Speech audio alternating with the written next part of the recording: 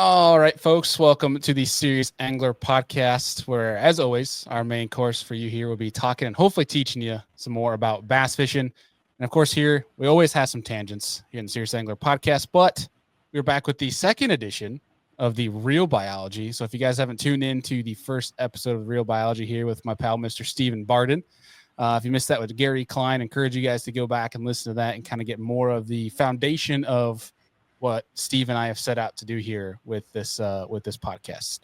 And so with Real Biology, we have another banger here for you guys. But before we get into today's episode, I'll pitch it over to Steve. Steve, what's been life like the past couple of weeks since we kicked this thing off in the life of a fisheries biologist?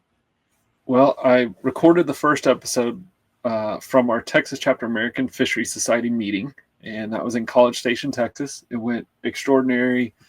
We did technical talks. Remember, I told you I was going to do a presentation, continuing education on using forward-facing sonar in fishery science. I taught everybody how I put forward-facing sonar on my electrofishing boat and went out electrofishing and showed them videos of what actually happened and all the things I learned from that. We had technical talks. We had student presentations, gave out awards, did a service project once again. We created our first ever Lifetime Achievement Award for Texas Chapter, which is a award we gave out to somebody not because of their fisheries accomplishments, but because of their service to the chapter, which was really cool. A lady named Michelle Nations received that award, and it was a huge honor to be part of that team that put that together. We also gave away a new award for the student chapter most active, because we have student chapters of American Fisheries here in Texas, and we gave that like to high school age, college. What do you mean? College. Yep, okay. College age. So universities. So University of San Antonio. There's actually University of Texas in San Antonio was the recipient of that. And then immediately after that, I drove home and I flew to St. Louis, Missouri. Spent a couple days in St. Louis, Missouri at the Midwest Fish and Wildlife Conference, and I was one of the keynote speakers for a plant management section. So they're talking plant management in Midwest, wanting to share information about not just how we control plants or why we control plants, but also there was numerous talks, if not half the talks, were about how to get plants established in certain reservoirs in certain situations. So I spent a couple days in St. Louis. While I was there, it was 0 degrees, which was horrible. And I flew back and got in my truck and drove to Florida. And you wouldn't believe it, but 200 miles of my drive in Florida was in snow because they had record snowfall of 8 to 9 inches in Florida. Yeah. So I drove in snow in Florida. And I've been the last week in Florida I've been fishing the Santa Fe River trying to catch a Swanee bass. And I fished my first day yesterday and was unsuccessful, although I found a couple fish that were spawning. I watched the bass building their nest and kind of doing the courtship rituals. I made a couple casts to them just because you have to. The bigger female, she ignored the bait completely. The male scattered real quick, like he was terrified. So they weren't positioned correctly. Water temperature was 55. It's definitely cold here. Daytime temperature is like 76. So throughout the week it'll kind of warm up. So maybe I'll catch a Swanee bass. That's a species that's endemic to just a couple of rivers in Florida and Georgia. It's one of those rare black bass species. They're smaller, like a 14-inch is a trophy size fish. The world record's in the 4 pounds, but 14-inch would get you recognition by the state of Florida as a trophy catch. They've got these beautiful turquoise blue markings. Really, they're cool fish, and hopefully I catch one this week. But I fly back to Texas and go to Conroe for the first Major League Fishing event starting on Friday. So I've got a couple days to get it done. And if not, I'll come back to Florida for Major League Fishing majority of February. So I'll try again.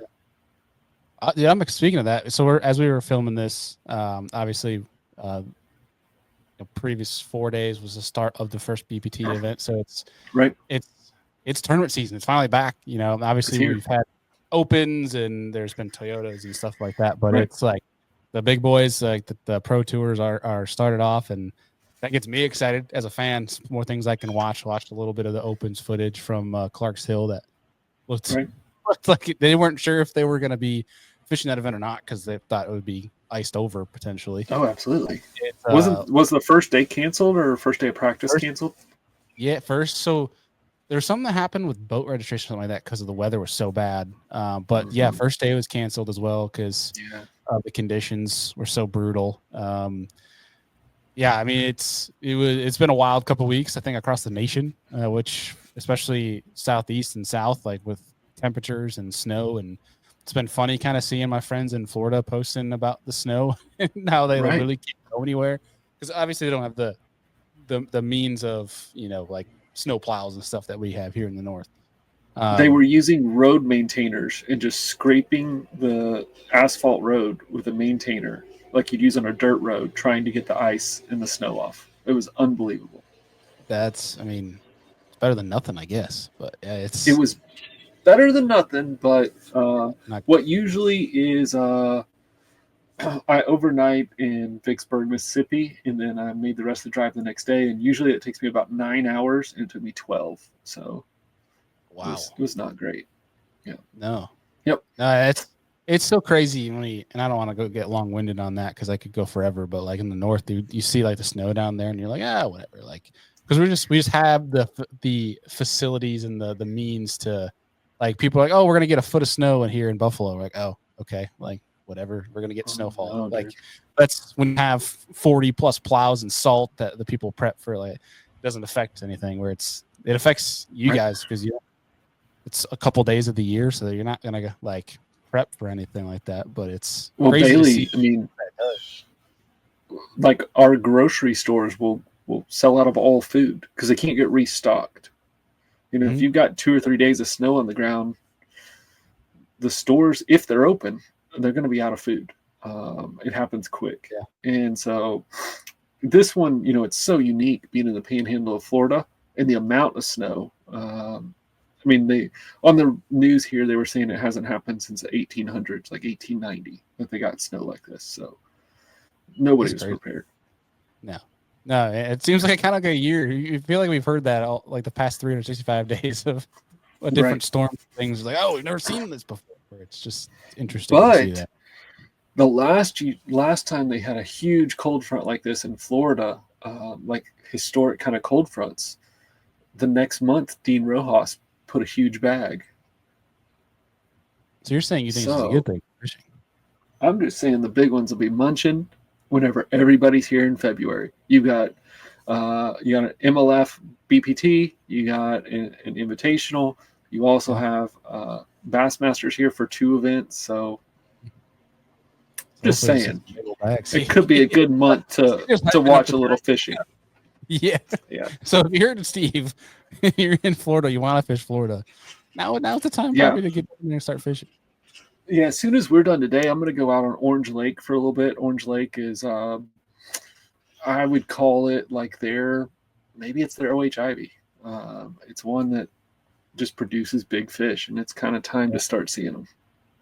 I fished there for an hour and a half on my way home from Florida. I wish I had more time, but I was on a schedule. I had to get up to Lanier, and I caught 1 4-pounder. Obviously restricted being in the kayak, couldn't go around the whole lake. But everyone I talked to a few folks that came up to me at the ramp, which I appreciate. It was super cool. I didn't really, still kind of getting used to more people knowing about the podcast, but they came up like, oh, hey, you're Bailey. And I'm like, dang, you recognize a Yankee down here in Florida? That's kind of cool. But we were talking there. It sounds like people are catching freaking giants out there. To your point, it might be at least according to Bassmaster Magazine, it's #1 lake in Florida. Special. Yeah, it's special. The farm that we stay on in Florida is a mile from the boat ramp, so that's cool. I'm excited.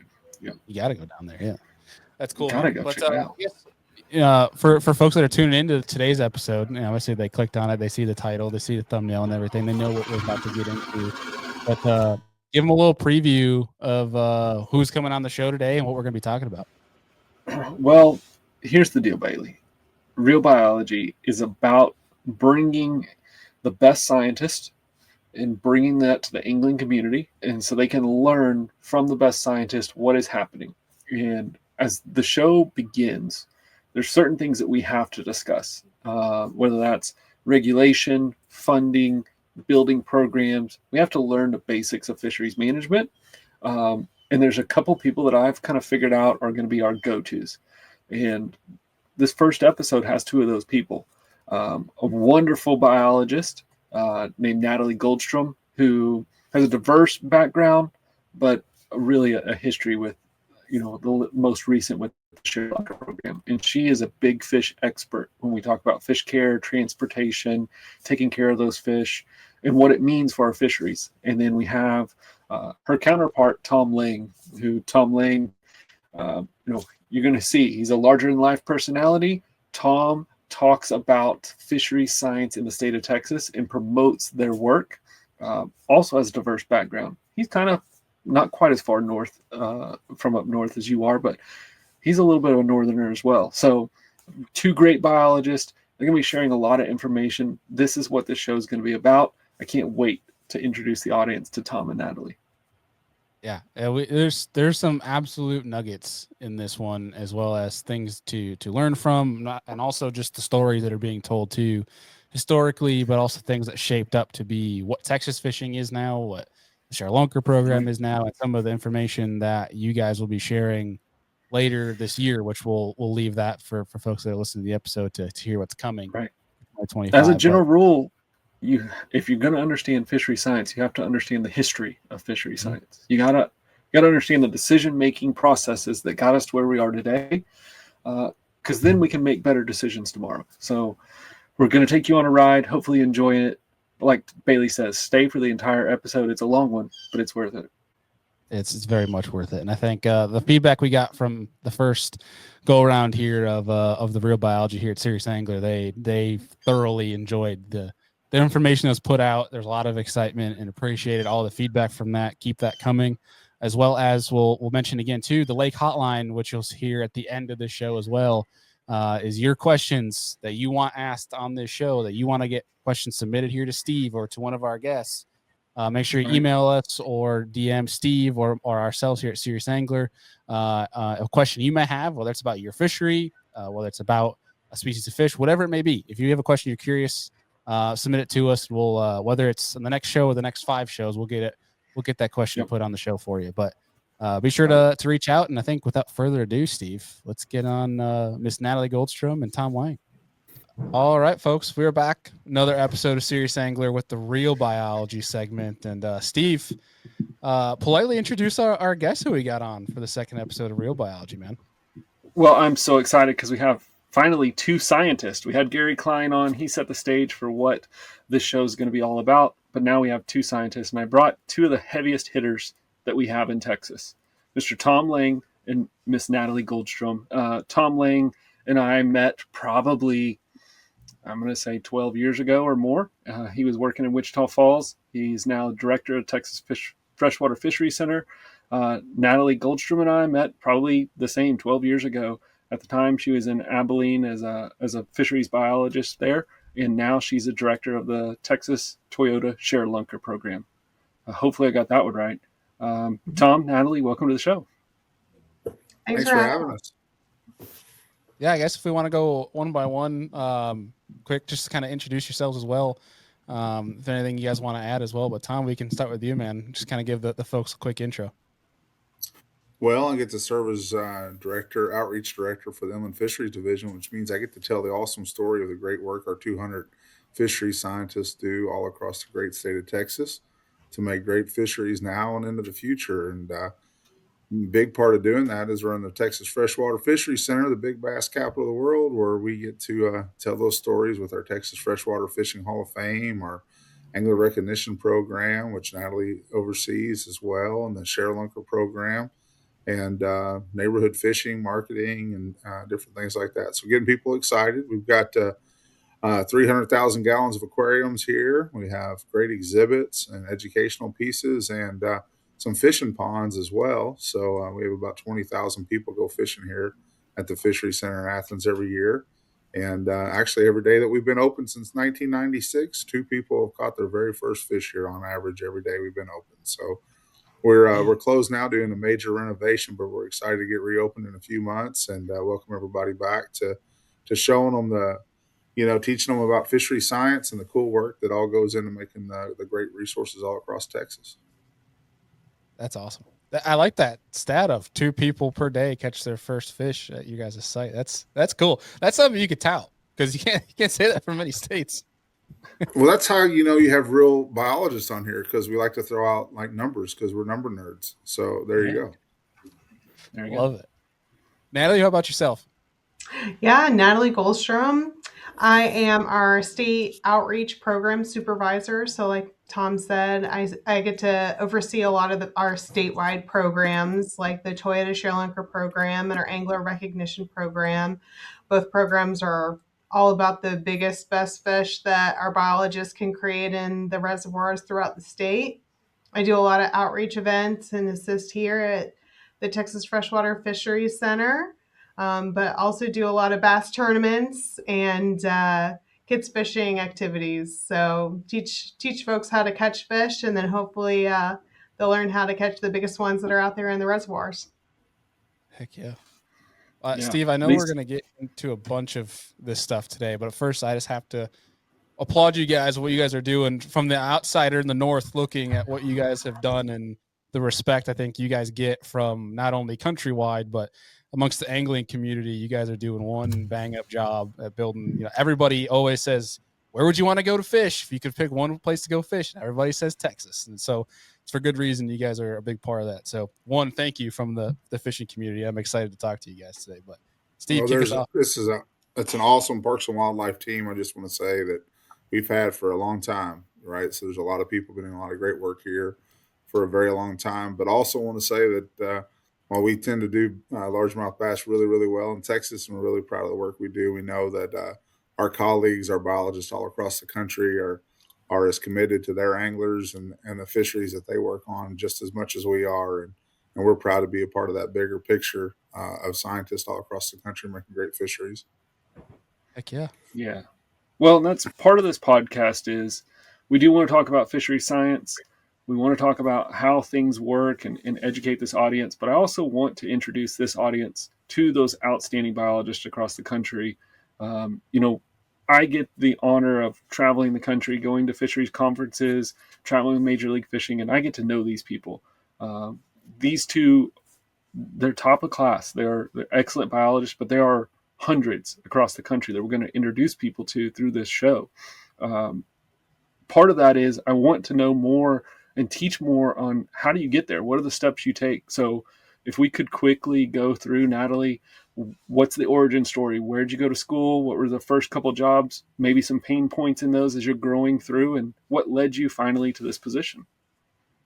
Yeah, sure. So I started out doing my undergrad at the University of Georgia. I got a biology degree there, and then continued on at East Carolina University, where I got my master's degree in biology.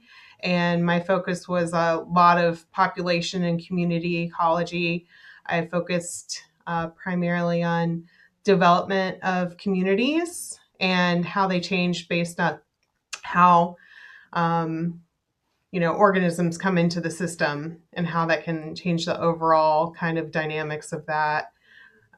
It was an incredible experience. You learn a lot through grad school, and that kind of forms you. And I really had a major interest in a lot of the fisheries work that was going on, not only at East Carolina University, but across the nation. And I actually moved out to the West Coast after my graduate work, and I worked in bay clam fishery for intertidal clams for recreational clammers. I worked out there for a couple of years as a tech, kind of getting my feet wet, learning, I knew from graduate school all the things about, how to do research, how to ask good questions, how to set up experiments and kind of do critical thinking. I learned a lot about how to give presentations and kind of get comfortable talking to larger audiences and the science community. of the work that we were doing. But really, my first job was getting that experience in the field, learning how to drive boats, um, working in a bigger team. And after that, I worked a little bit doing some hydrology work out in Lake Michigan before landing a job here at Texas. As Stephen said, I worked almost for a decade over in West Texas doing fisheries management over there before I came over and started working with the Sharelunker program. So my background isn't your traditional background. I didn't start school working with fish. I actually my fish were things like small mud minnows and mosquito fish that were our top predators in the system. And my fisheries work was with clams and larval fish in the Great Lakes, and how the hydrology kind of influenced them. So it's not your traditional fisheries trajectory at all, but you learn the foundation, you learn about whole ecosystem ecology, and that's what we're doing here at Parks and Wildlife too. Right. That diversity of experience leads you to being so successful today and in the position you have. And I can't wait to dive into some of the things you do with angler outreach and Sharelunker. But first, I need to talk to Tom for a second and find out his background. And Tom, you're going to have the same thing. It's not a linear path, is it? Well, I'll tell you, I was born in Louisville and grew up on the Ohio River and grew up fishing at Rough River Lake in Kentucky, where my family had a lot of family down there. And that's what really connected me to the resource fishing there. And I just thought that was awesome. I thought catching fish was and it is just awesome. And I loved it so much and it made me so happy that I just wanted to tell the world about it. I mean, really. And I wanted to get everybody fishing. I thought we'd have a much better world if more people went fishing, right? And so that was kind of ingrained in me as a kid, just like, this is awesome. Like, all right, you guys want to argue about something, just shut up and let's go fishing. And so that kind of like was just baked into the cake of who I am. And I actually started working in a barbecue restaurant in high school, and they had farm raised catfish got added to the menu. And I saw that on the side of a box that said farm raised catfish as I was unloading the truck. And I went, well, that must mean there's something in this world called a catfish farm. That sounds awesome. Like, all I know is like soybeans and corn. Like, if they have places like this full of catfish, like, I want to be there. Like, let's go catfishing. And so that's what I thought. And I found out that's true. And so I ended up going to Purdue to be a catfish farmer. That's what I wanted to do. But I quickly learned that with some internships with the Indiana Department of Natural Resources, that fisheries management to me was a lot more fun, to go out on the reservoirs and the lakes and do electrofishing and gill netting and trap netting and all the sampling, and then doing creel surveys, talking to anglers and learning about their catch and how that affects the populations. And that just really grew into my love of fisheries management and science. That's kind of the path that's taken. And from there, I went on to graduate school at Arkansas Pine Bluff, a great HBCU there in Pine Bluff, south of Little Rock, tremendous fisheries school, and got to do some evaluations of urban and community fisheries programs and fishing derby programs for the Arkansas Game and Fish Commission. And when I graduated there, I went on to the first job in Kansas. I actually ran statewide fisheries programs, community fisheries assistance, angler education. It was kind of my first job out of grad school. So, because of some cool stuff we got to do in grad school that helped me to do some really big stuff in Kansas. And after 5 years from there, I went on to Texas and was up in Wichita Falls where I met Stephen and got to do fisheries management work there for about 7 years, managing Possum Kingdom and Arrowhead and other fisheries like that. And before taking on this challenge to come to the Fisheries Center and continue to move it forward and represent our folks the way that they should be represented, and share the world with all the great, awesome stuff that happens in Texas and get more people fishing. So it's kind of funny to talk about full circle. Like, man, I'm like, fishing's awesome. Everybody should go fishing. And then, you end up spending your life, get to come to a place like TFFC and make it better so everybody can learn about and enjoy fishing. That's a pretty cool thing. And that's a huge thing, Tom. I mean, if you devote your life to something like that, you will be successful. Um, Well, we absolutely so have devoted our lives. It's a special thing to be a part of, you know. absolutely. So I think, as we're educating this community on fishing, I think a really great place to start is talking about from a high level how fishing is funded across the U.S. And there was no better Mhm. person in my mind to tell that story than Tom Lang. And I would love you. You just do such a good job of talking on a broad picture, and then maybe you can give me state level, and Natalie can tie in even the Toyota Sharelunker at the end. But on the broadest level, how is fishing funded in the U.S.? From the users, the hunters and the anglers. That's where it's funded. But the funny thing is, I think you should take a step further back and say, why are we here in the first place? And Fish and Wildlife agencies are here in the first place because as we started to see declines in populations and issues happening with fish and wildlife, our sportsmen's groups, our sportsmen's organizations said, guys, we need science, we need regulation, we need enforcement, we need folks to help us figure out what's happening here. And we'll tax ourselves. We want we want to fund that. And so it was those calls in the late 1800s, early 1900s, all across the country that developed into fish and wildlife agencies and the co-op units at universities to do research. And those calls for that said that's what sort of those agencies, and let's have licenses. And these fishing and hunting licenses will support and pay for that.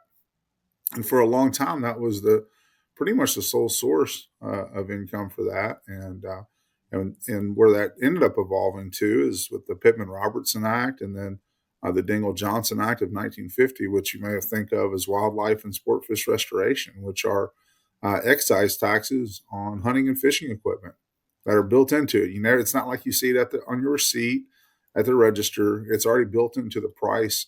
It comes from the manufacturer pays for those items, and that goes to the trust fund that's held in trust by the Fish and Wildlife Service, and through their Office of Conservation Investment is doled back to each of the states based upon the number of anglers and hunters that they have, and the work that they do, and those grants go back, and those have to be matched with license dollars.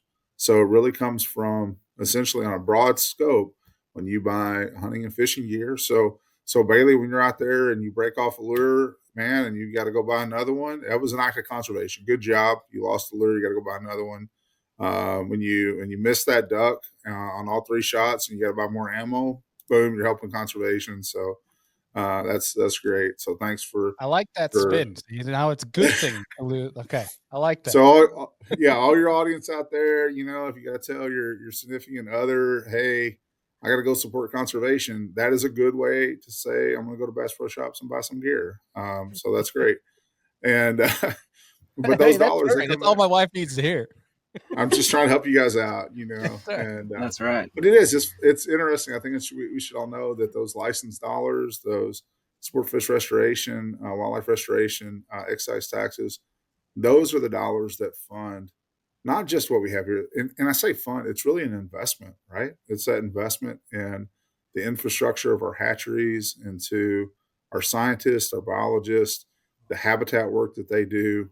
You know, it's our passion and it's our careers, and we love it. We can spend every day making a difference, but it's those dollars that fund those. And so it's that angler, cycle of success, right? You can look at that Fish and Wildlife Service cycle of success.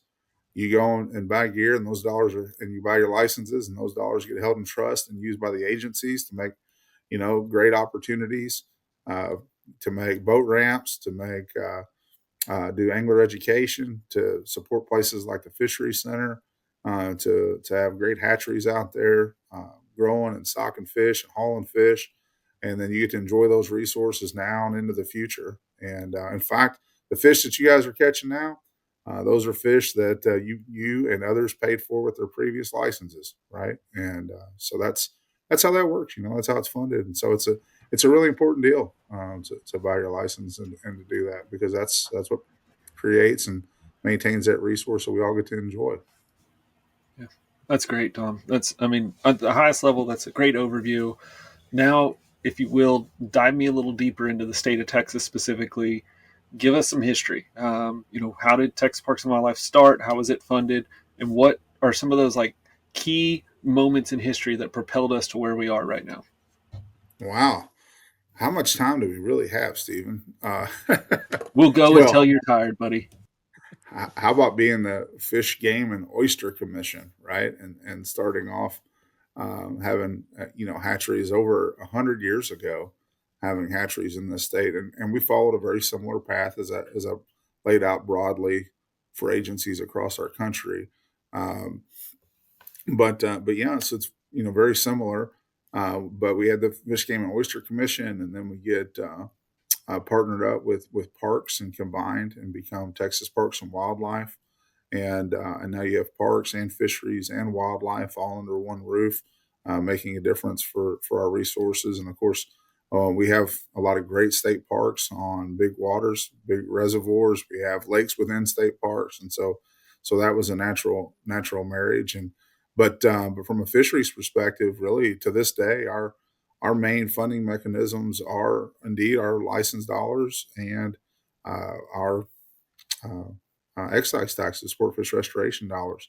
The other thing that comes in really important to us is our Texas Parks and Wildlife Foundation, which was started. In fact, it is our official nonprofit partner of Texas Parks and Wildlife Department, and that was started in the early, well, about 35 years ago, and the first project that they did was to build the Texas Freshwater Fisheries Center. And since then, they've raised this foundation, the Parks and Wildlife Foundation, has raised hundreds of millions of dollars to support the efforts of the Texas Parks and Wildlife Department. So, wonderful opportunity for other foundations and corporations and philanthropists to be able to help support the efforts that we're doing across the state for to fulfill our mission, right? And so that's become another big arm and piece that is just vital, and that's where the funds go through to support things like the Sharelunker program, And so now you really see that industry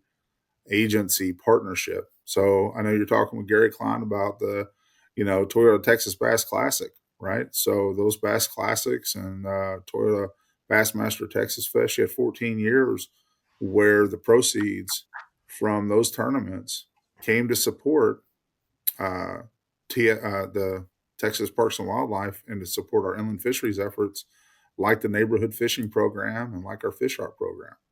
So you had, $3.5 million from Toyota through those tournaments that came through our foundation. And if it wasn't for that, we wouldn't have had our neighborhood fishing program, right? And that's a neighborhood fishing program that, by the way, introduces, from our surveys, more than 40,000 new anglers to fishing every year at just 18 little ponds across the state. It's just Wow. amazing, So, um, so I think that's a big part of it too. Certainly talking about Yeah. our nonprofit partners, and that's when we talk about Natalie and the Sharelunker program and the industry angler agency partnership. Well, that's why I wanted you both on here, because I think Tom gives a great perspective on all the things Texas Parks and Wildlife is doing. But as we travel the country and we talk to anglers, one consistent thing shows up, and that's the Toyota Sharelunker program. And that's I would call that Natalie's baby right now. She is the gal whenever we talk big fish. But Natalie, what about your specific program? Like, where does the funding come from? How does your program work? Like Tom was talking about, some of the funding does come from the avenues that he talked about, similar to other Texas Parks and Wildlife Department programs. But the Sharelunker program is interesting that we do have a lot of industry partners that help us fund a lot of different avenues through the Sharelunker program. And our primary sponsor is Toyota, but we have several other sponsors, and these are the groups that help us do those above and beyond besides just, the status quo of running the program. It allows us to have special prizes that we send to our anglers for sharing their information, additional rewards for those that turn in genetics from their Sharelunker bass. It allows us to buy specialized equipment to test genetics of some of the biggest bass that are caught throughout the state that we might not be able to buy with our normal state and federal funds. And so that program allows us to do above and beyond what we would be able to do just with our normal funding.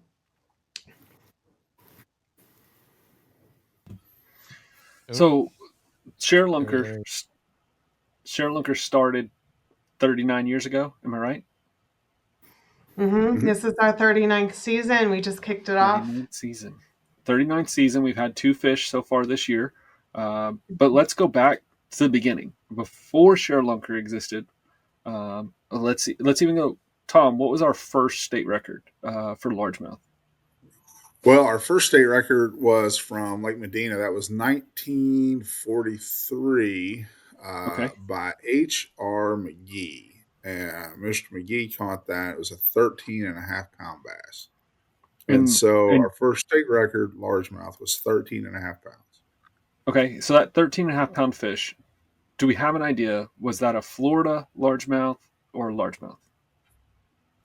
Well, I think that can be as debated as George Perry's fish, but but we think that's a big debate. Then that's a big debate because really we look at Florida bass coming to Texas in 1971 and then stocked in 1972, thanks to our inland fisheries division director at the time, and so to look back and say, it probably was. There are some folks that have the ability to do some different things in the state, and so that might have happened, and but that's not been verified to my knowledge. Yep. So, but that's why but we had that fish caught in 1943, but that record stood for 37 years, almost 40 years at 13.5 pounds. And then we get a 14-pounder in 1980. And why did we get a 14-pounder in 1980? Well, we have to look at kind of the history of big bass days. Like, one thing that I think people should know about fishing in Texas is that most of our we're rivers and streams and had one natural lake in Caddo Lake until we went on building reservoirs. And so the lake building boom is what Texas has to work with. These are the resources that we have. We don't have natural lakes all over the place and things. And so it's these reservoirs that your biologists are managing and building from the ground up. And so you get a reservoir building boom, and so you get new lakes. And then you have, and I think, Gary talked about some of that last time too. But on top of those new lakes, what are we going to build in there? Well, when Bob Kemp said in 1971, all right, fine, I'll just pay for them, unpaid for bringing Florida bass here out of his own pocket as our division director at the time.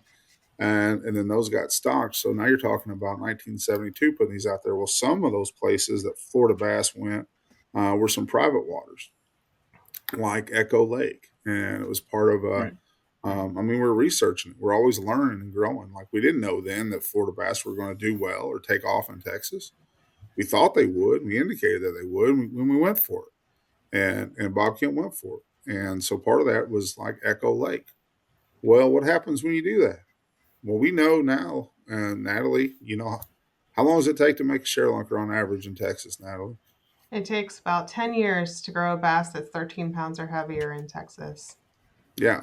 So we started stocking Floridas in 72, and boom, the state record breaks in 1980. And then in 1981, you had John Alexander Jr. break the state record again at a lake that we stocked Florida bass into, a private lake called Echo Lake. And guess what? A month later, he broke it again. Well, Bailey, we have pictures of both of John's fish? We do. I'll see if I can pull them up here. But keep going. Great. Keep going, Tom. Sorry. So John Alexander Jr. So first off, it's really cool that, one person broke the state record twice, back to back. Did it in the same month, same lake. And They're actually skin mounts. We have the skin mounts here at TFFC. So he didn't catch the same fish. He caught Right. another state record out of the same small lake in Texas. And those are right? on exhibit at TFFC. So I can go, when the reopens, I Yeah. can go walk the halls and see those two fish. Absolutely. That's amazing. And so I think that's really cool. So we're talking like that 10-year difference. Yeah, there's John holding that first one. That was actually the 14.3 pound, I believe, right there. And he caught in January of 81, January 19th. So just about this time of year. And then, That's a huge fish. gets to February 7th of 81, and he catches a 15.5 pound. Okay, so you want to talk about bass? All right. So now you're talking about 10 years from there. We also, by the way, these kind of unique fish, because in the late 70s, there was a moratorium on the state stocking private waters. A law was passed, Correct. and we're not allowed to stock private waters without some sort of a research or contract component, right? And which we do very, very rarely. But so now, like, these fish, these two state records were some of the first Florida bass ever brought into Texas, and or maybe their offspring, right? But probably pure Floridas brought into Texas first year.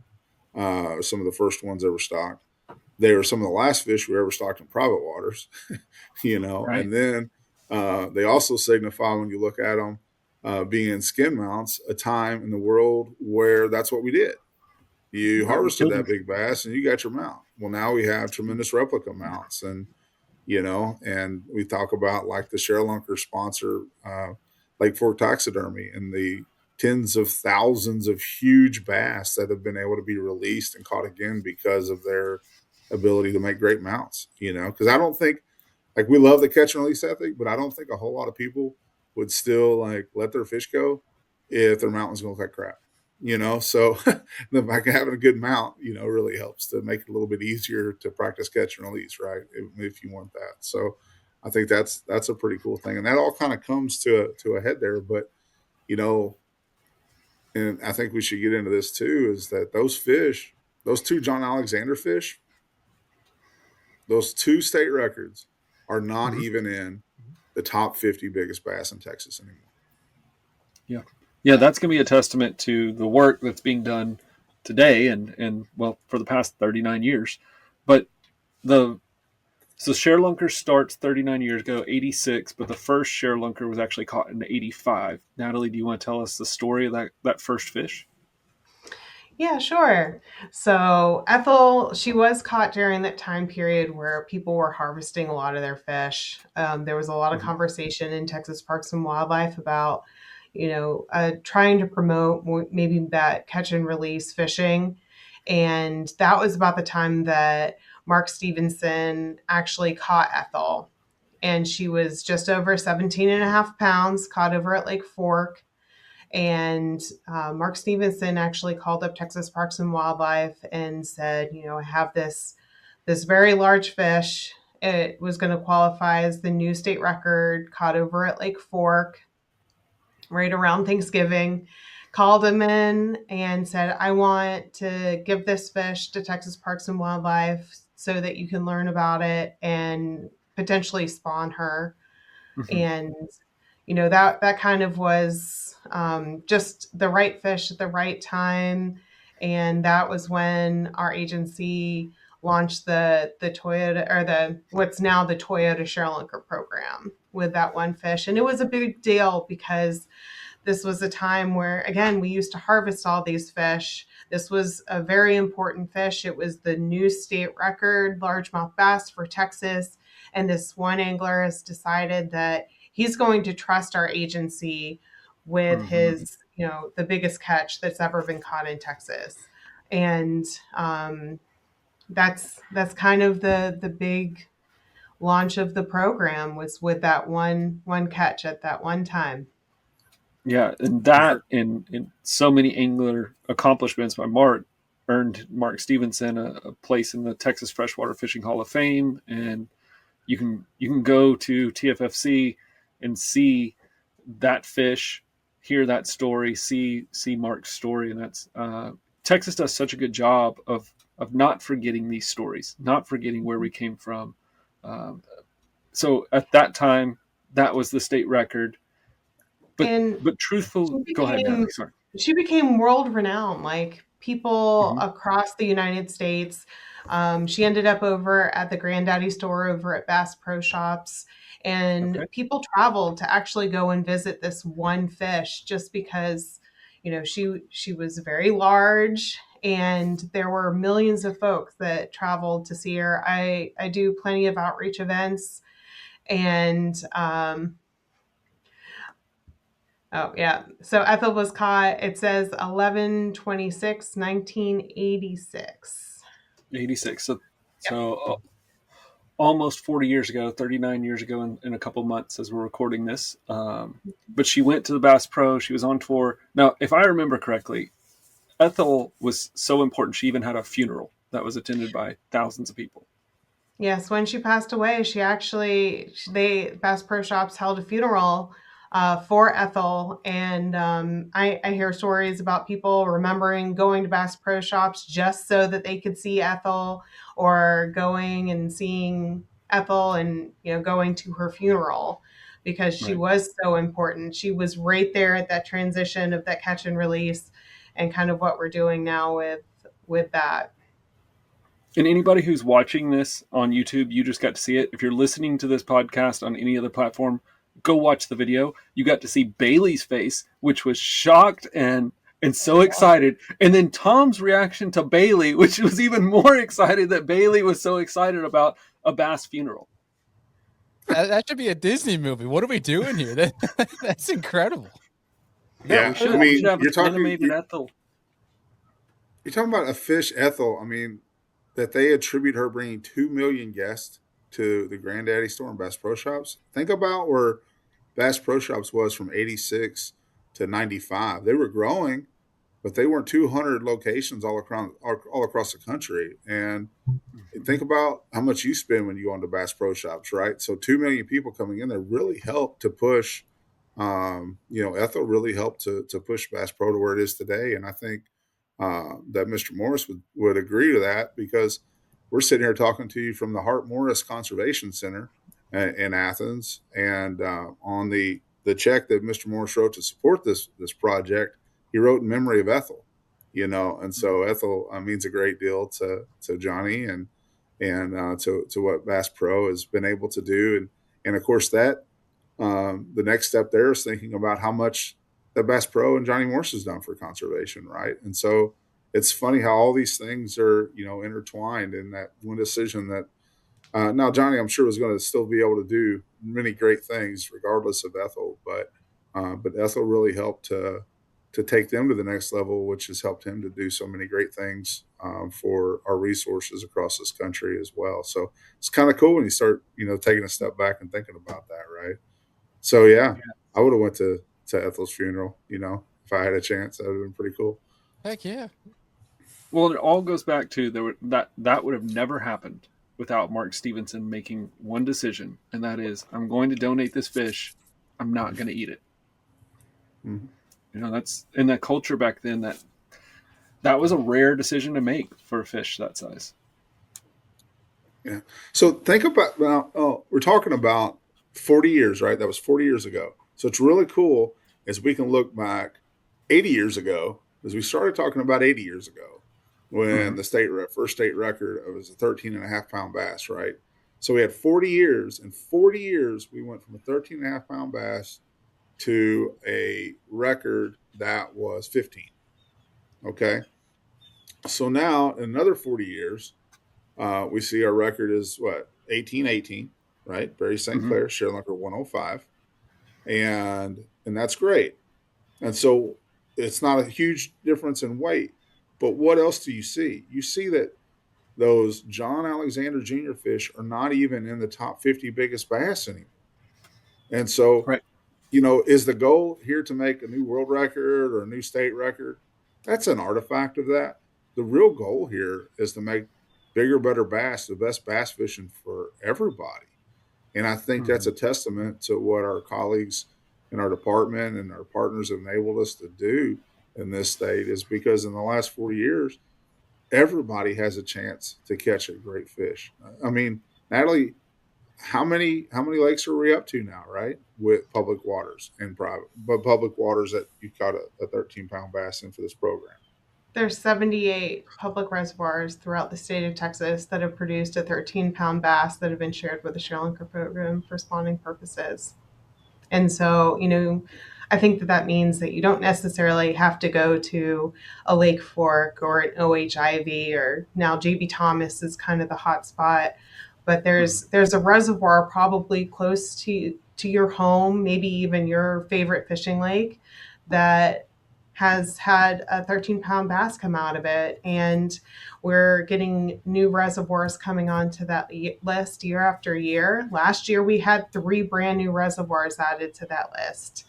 And, I think that's the testament of what we're doing at Texas Parks and Wildlife.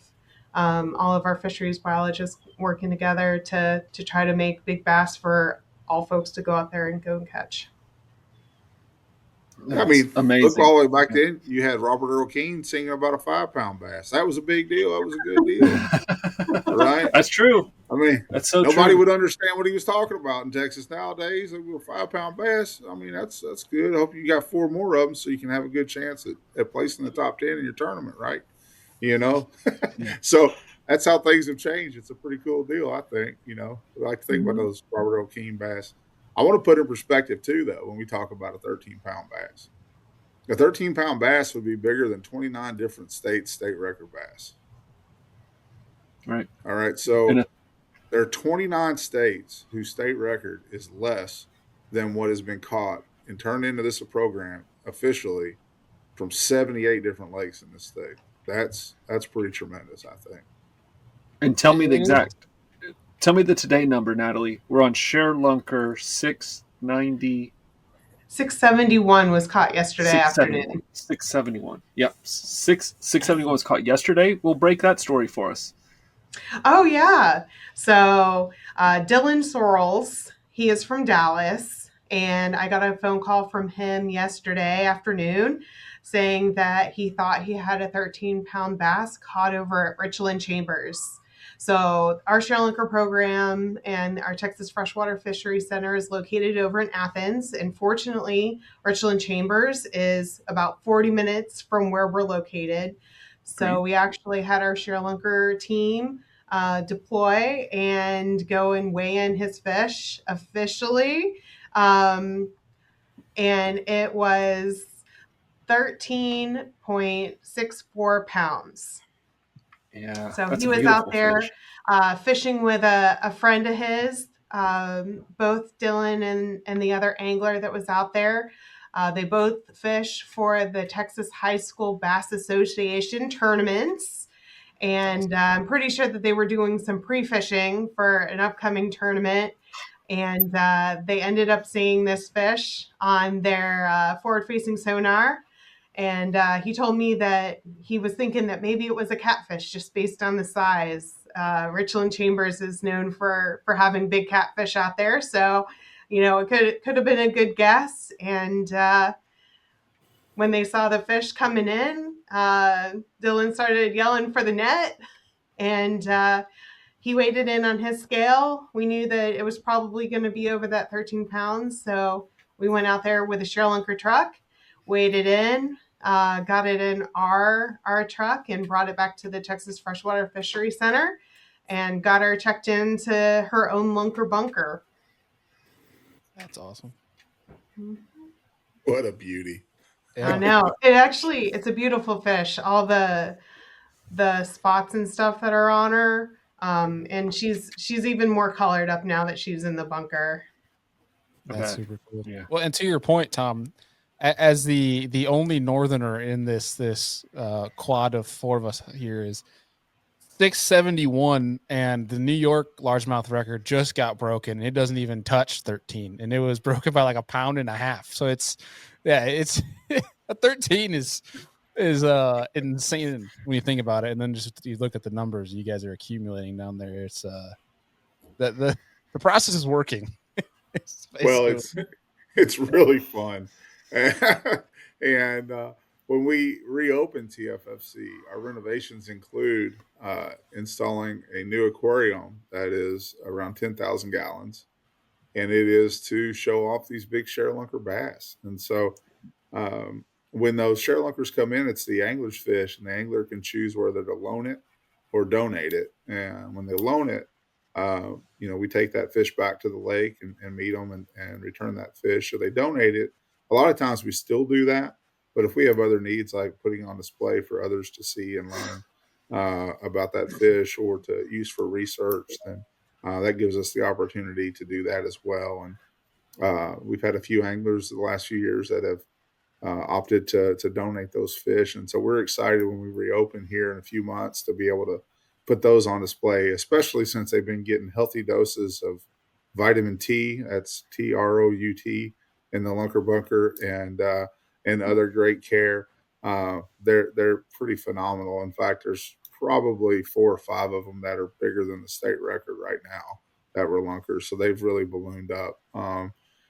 So they're beautiful ladies, and they're eating well, and we can't wait to show those to everybody. I think I could speak for a lot of people that are listening or watching this episode, requesting a live camera be put in these tanks for when you feed these fish, these trout. I, for one, would love to watch that. I think that would be a nice, basically Discovery Channel up close with bass. It's Bass Week. It's not Shark Week. We're going to have cameras and alarm systems all over it. Okay, so when we open, there's cameras, there's alarms, there's game wardens behind every tree. So that's what you're missing, Bailey. All you have to do is go to TFFC. What's a ticket going to cost me, Tom, to get in? Less than a cheeseburger at Whataburger. Or bring a cheeseburger from Whataburger. We accept that as payment in Texas. You show up. $5-6. Yeah. You go through. You can see the history of fishing. You can see all the exhibits. They got reservoir exhibits and stream exhibits, and you can fish the ponds. But then you can go to the dive theater, and you can actually see these fish. And a couple times a day, divers go in and feed those fish, and you can sit face to face and watch it happen. Yeah. Well, actually, we do that in the dive theater with other great fish too. But we're having a whole tank, Stephen, just on Sharelunkers. I'm so That's excited. as big as a Bass Pro Shops aquarium. I mean, they're huge. And of course, it's right across the other aquarium with 7-foot alligator gar and 75-pound, 80-pound blue catfish and just all kinds of cool stuff. I want in. Did you get my? Did you get my apartment approved by headquarters to where I can just live there? No. Well, listen, reapply. So the motto, making bigger, better bass for the Sharelunker program. More fisheries coming online every single year. We've got 671 over 13 pounds. Bailey's coming to Texas for the first time to fish, and he's going to fish boat arc and fork for sure. Boat arc, maybe it's the year it happens, but probably next year. Couple of years, let's say. But fork has potential. I think fork has great potential. I think boat arc, we're still gonna need a little bit of time. Last year, I think they were about 8 to 10 pounds. Probably take them a little while longer to top out at that 13, and then hopefully go above and beyond that. But yeah, Lake Fork is, I would say, the GOAT of all Sharelunker lakes. It's had the most Sharelunkers caught out of any reservoir, over 250 13-pound bass out of that one lake. Wow. And they've been on a drought, literally and figuratively, the last couple of years. They had the drawdown, so the lake was low, but now it's full, and we're expecting great things out of Fork. So Natalie, what are some tips for Bailey or any angler who's coming to Texas that wants to try to participate in Sharelunker? Right. So first of all, I'm going to let everybody know that there's a Sharelunker app. Be sure that you download that before you go out on any of your trips. Create a login. That's going to be your first step. Buy your fishing license. And then if you happen to catch a 13-pound bass, or call the Toyota Sharelunker hotline number, you can program that into your phone. If you catch that fish between January 1st and March 31st, we'll come pick it up from you. If you'd like to share it with the program, we'll bring it back to our Texas Freshwater Fisheries Center hatchery and get her checked into the lunker bunker. If your fish falls a little bit short from that 13-pound mark, you can enter in our year-round program. That's for anybody that catches a 8-pound bass or better, 24 inches or longer in public waters of Texas. And all you need to do is take one photograph of you measuring the length of your fish and a photograph of you weighing it in. Make sure that you can see the entire fish on the scale. It's as easy as that. And if your fish isn't that 13-pound mark, you can take a picture of your fish in your boat and release her right where you caught her. We recommend that you take 3 scales off of your Sharelunker catch, and you can turn them into our genetics lab. And everything that we find out about genetics of these 13-pound bass, we can tell you about your Sharelunker catch too. So we can tell you if it's a pure Florida largemouth bass. We can tell you if it's hatched in one of our hatcheries, and then we can kind of know how old your fish is. We can trace it back to the parents, and then that way we can also tell if your fish is related to any of the other Sharelunker bass out there. So look up our program. It is texassharelunker.com, and find out the rules, download the app, and the hard part's catching the bass and getting it to the boat. Okay, wait So a minute. Natalie, speaking of Yeah. that, I was going to say, why don't you tell them about that, since we were just talking about bow dart, that bow dart fish that one of our anglers sent scales on last year. Yeah, so we really rely on our anglers to share a lot of information about these bass that are 8 pounds to 13 pounds. We get a lot of great information on these 13-pound bass that come into our hatcheries for spawning purposes.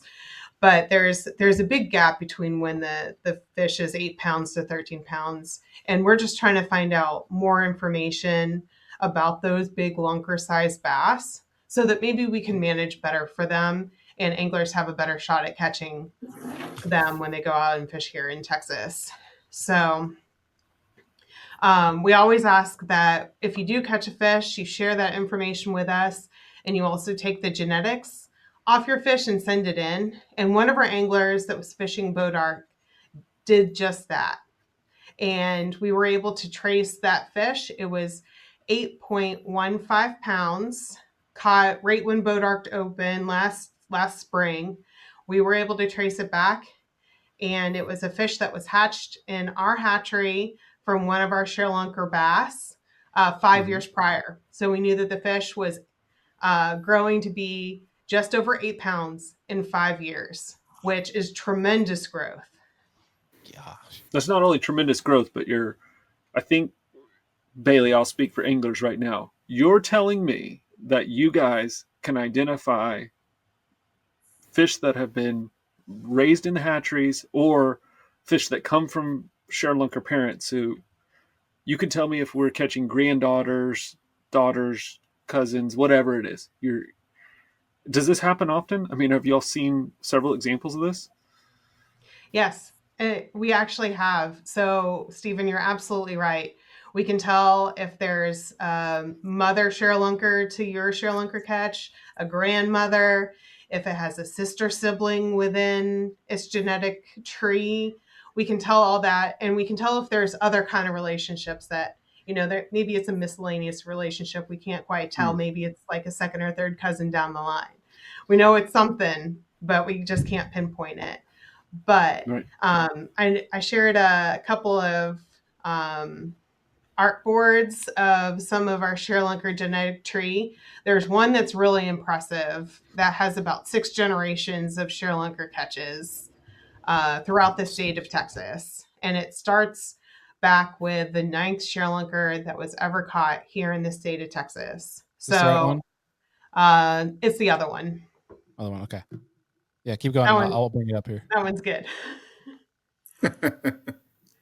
That one's also really important for a lot of our genetics work that we're doing here in Texas.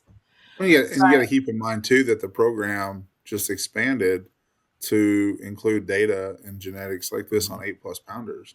And Mm-hmm. Right. so, This like this technology tree, wasn't available 10 years ago. I mean, we couldn't have this done is this. all this is all just the legacy class, but like the story that Natalie just shared on the Bodart bass, we're learning that because anglers are sending in scale samples, and we've only been able to do that for a few years. So when they do that, that's providing great data for us. That's why we talk about it being the coolest citizen science project in the history of the world. So and this year and last year too, but this year, I mean, when you turn in that catch, I mean, you get a $200 lose reel, bait cast reel. Look, boom, Natalie's got, you got, boom, waiting on one. Oh, it's upside down, but whatever. It doesn't matter. It's in there. It's not just a box. Okay, maybe it's No, okay. That one wasn't in the box. it was just a box. Going She there. took it out. You got to You watch can her. tell that this is unscripted. We're just rocking and rolling straight from the Hell heart. yeah. But I mean, like that's a heck of a prize just to say, hey, we want to participate and Right. and provide great data, learn cool stuff. So let's look at this. Take us through it, Yeah. Natalie. Walk us through it. So I know it'll probably be hard for folks to see on their computers, but what's really important here is that we have 6 different generations of Sharelunkers. These are all bass that are 13 pounds or heavier that are caught in the state of Texas, and the angler shared them with the Toyota Sharelunker program. If you see a picture of an angler holding a fish, that's one of the female bass.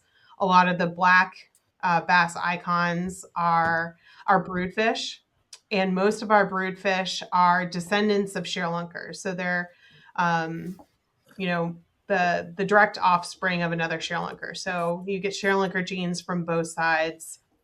And towards the bottom of this genetic tree, there's mother and daughter Sharelunker pairs over on the left hand side. If you look over on the right hand side, there's a mother Sharelunker that produced 2 Sharelunker sisters. And I think what also is really important to tell is not just that big Sharelunkers, if you spawn them with the best genetics possible, are going to make more big fish that are out there. But most of the fish that are at the very bottom of that genetic tree, they're all water body records. So they're some of the biggest fish in the state, and they're the biggest fish that were ever caught in that individual water body as well. Yeah, that Yeah, you're highlights a looking great at Genetics point. is working. you're looking at the Tyler State Park Lake record, the Nacogdoches Lake record, the current and the previous Marine Creek Lake records that are sisters, and the Coleman City Lake record as well, all across the bottom there, and then Gary Klein's Lunker too. So all of Yeah. those folks and their lake records, they can thank Troy Johnson and Sharelunker number 9 all the way back as a great grandmother, for doing that. And I think another cool thing about this is you see that circle there in the center right. Yeah, there you go at the bottom. That's the same fish caught 3 times. That lunker was turned in 3 times from Alan Henry. And so, and of course, she's a sister of another lunker. But I think that says a lot about the tremendous care of our colleagues in the fisheries division and how well they took care of that fish and spawned her and were able to take her back to the lake for another angler to catch her. She was caught 3 times. It's a So generous big, fish. yeah, beautiful, gullible. This my kind of bass. Yeah, that's what I'm saying. That's what I'm saying. Yeah. Well, this highlights a huge point for people that are listening from other states. Genetics plays a very important role in growing trophy fish, but these fish are growing not only because of their genetics, they're growing because the environment allows the genetics to be showcased. And what Tom's saying about the work to get lake records, water body records in each one of these, it took the genetic component, but it also takes the components of fisheries management that our state, our biologists are excelling at: habitat, forage, water use. The things that we can control, we control, and the things that we can't control, we can't control. And whenever you try to perfect genetics, that's only one part of it. It takes regulation, it takes fisheries work, it takes participation from anglers and from industry, and that sums up really what Sharelunker is. It's a partnership from all these groups. And in It's that last amazing. 40 years, that you talked, Stephen, those last 40 years, we talked about Florida bass and we talked about the Sharelunker program. And I think it's important to realize too, the catch and release. Catch and release was actually one of the additional first objectives to the program. When Right. Bill Rutledge and David Campbell and some of those folks early on were starting this program in Texas, and we don't really talk about that a whole lot anymore because it's so ingrained to who we are.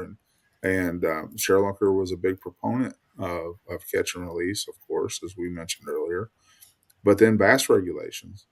So regulations are so important because they are what alter the populations. I mean, the Right. people have such an impact. It's all about the anglers on the water and helping to determine what they are able to keep, what sizes, what they're not able to keep, and let's not kid ourselves. I mean, we know that there are times, as Gary alluded to last time, that tournaments. There's plenty of tournaments that can't be catch weigh immediate release, but those ones that aren't, they do their best on fish care. But not every tournament has the ability to do that to that way. And then you have tournaments in the middle of the summer and there is mortality too. And so that fish doesn't care if you ate it or if you let it go and you celebrate it, catch and release. If it dies, it dies. The population changes just the same, whether you put it in batter or you put it back, and it died either way. So the population changes, and so those regs are really important on what you bring in. Bodark has a maximum length limit of 16 inches right now. You've got a Right. trophy slot limit on fork with one over, over 24 inches, and which is actually makes for some pretty fun tournament stuff, on what can be done there. And so you have these different regulations. We didn't even have bass regulations 40 years, like, like we didn't even, there was no minimum length limits. There was no creel limits. And so our administration, the Bob Kemps and Phil Droschers, Phil's and Bob Kemp are both in the Texas Freshwater Fishing Hall of Fame, as they work to have progressive bass regulations in the state as well. That's all in the background. And so that's one of those things that we could, have some influence over. It's our commission that does it, but we have influence over. And I Right. won't use the word control, but it was another one of those things we could have influence over. And so influence on regulations and putting the research and science behind coming up with those regulations that go to it, that's huge. I mean, we say the word regulation and just kind of gloss over it, but there's a lot that goes into that, and that really Right. affects our populations. And you couple And the that with doing the anglers, genetics right and doing the stocking right and the habitat work, those are things, and that's how you end up with some really tremendous fat fisheries. right, and the anglers participating in regulation, using Hmm. it, the legality of it, but also actually harvesting the fish that maybe needed to be harvested based on that regulation. Like all those things come together to make a great fishery. I think you touched on another thing that was really important there, though, Tom, is whenever we're talking about tournaments or we're talking about these big fish, there is the reality of mortality. There is the reality that some fish that go into a live well do not come out of a live well and just get released and thrive. And there should be no person better prepared for this conversation than Natalie. Is how do we take care of a big fish? Like, what do you tell anglers that are going to participate in Sharelunker? How should they take care of those fish? Right. So I remind those anglers that have caught those 13-pound bass when I get the phone call that they know that they have one in the live well or they just weighed one in. The big thing is don't overhandle these fish. That they just went through a big event of stress, getting caught, being brought into the boat, put in the live well, weighed in. So there's a good amount of stress that your fish is probably going through. So handling it as little as possible is really important. We always tell anglers that when they do catch these big fish, always hold them with wetted hands. Always support the belly of the fish with their second hand, just so that they're fully supported on that back end. And once they get into wherever the angler is going to hold the fish until Texas Parks and Wildlife can arrive, it's best to just kind of close the lid of whatever they're in, if it's your live well or Our program is really fortunate. We partner with marinas throughout the entirety of the state where there's a high probability of a 13-pound bass getting caught in, and they're equipped with all of the best handling techniques, how to hold a fish. They also have holding locations, so if your live well isn't very large, you can bring that fish in to one of these locations that we partner with, and you can put your fish in a larger holding vat until Texas Parks and Wildlife can come there. And it's our recommendation just to kind of close the lid. Keep an eye on the fish if you can, but just kind of let them relax a little bit. And, Parks and Wildlife will be there. I know that there are some folks, fizzing is a big question that if you do happen to catch your fish in deeper water, that your fish can experience some barotrauma and have it in like their swim bladder inflated some, so that they're riding a little bit higher in the water column than they normally would. And for those anglers that are catching these 13-pound bass for our program, we recommend not fizzing the fish until Parks and Wildlife can get there. And that's something that we would do on our side. We do recommend that if anglers have something like those fin weights or belly weights, that's a great alternative to doing some of the fizzing. You can put those on the bottom half of your fish, and it just kind of weighs your fish down so that they're not actively working and kind of stressing themselves out that much more, trying to get down to the bottom of whatever they're being held in, whether or not it's your live well or a holding vat.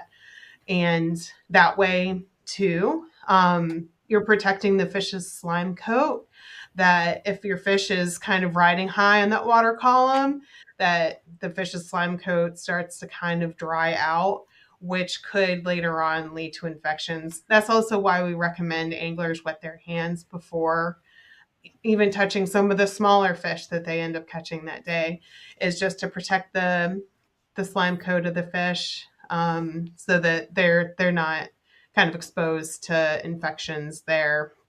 And if you totally forget in the moment of excitement that you've landed your personal best fish, a fish of a lifetime, that's okay. The anglers can call me. I'll remind them what to do, walk them through the process. And thankfully, we have a lot of great partners throughout the state that have had a handful of Sharelunkers come into their location that can also help reiterate those important points. Okay. Natalie said the fishery science word of the day, which is going to be barotrauma. Oh. And barotrauma, I know you got the big word. You're the first scientist on the show, so it's easy to get the big word. So I'll explain it. You guys jump in. Basically, the swim bladder of a largemouth or black bass species does not have a connection with the outside world. It is filled through the bloodstream, through the absorption of gases. So they don't gulp to fill their swim bladder. And what that means is it's a closed container. And as that fish increases in depth, as it's being reeled up, the pressure within that swim bladder expands. So it expands the swim bladder, and it takes a long time for that to deflate back out, because just like whenever it fills, it has to go through the bloodstream. It has to come out through the bloodstream. So because of that pressure, it's expanding over time, just like a scuba diver that's coming from depth, coming up. You have to take time to bring that fish up. And when you don't, that swim bladder will expand. That's called barotrauma.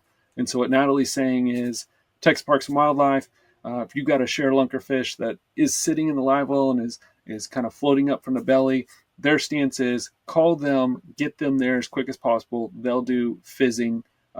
If an angler does fizz, we've got so many anglers that think they can handle it themselves. If an angler does fizz, we at MLF, I'm sure Texas Parks and Wildlife would agree, we always recommend fizzing through the side, never the mouth. There's great videos on it. Bassmaster has Barb Elliott, who has created great how-to videos. I think Texas Parks and Wildlife has how-to videos. You can learn to fizz if that's something you do. But Texas Parks and Wildlife Sharelunker says call them and they'll come help you. Yeah. Mm-hmm.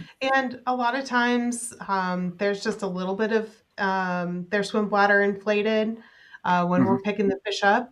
And so we'll actually bring it to our hatchery, and we kind of put them under sedation when they get here so that we can handle them a little bit more and get those important measurements like girth and length. We do put in a pit tag in those fish that we spawn, just so that we know which fish is which when we're bringing them out to some of our raceways. And then if one is recaptured, that's an easy way to tell if it's coming back. And the fizzing to release the air out of the swim bladder is one of those things that we prefer to do while they're under sedation, just because the fish isn't moving around quite as much, and there's less of a chance that we could rupture or injure that fish in the swim bladder along the way. Natalie, you said pit tag. Tom, do you want to explain what a pit tag is for everybody? Well, we had the barotrauma, biologist word of the day, so might as well have the acronym of the day, right? So PIT stands for passive integrated transponder. And so with a little needle, we basically put in a little microchip into the fish, and that helps us to track you. If you poach it, we can track you to Whataburger and get that fish back and write you a ticket.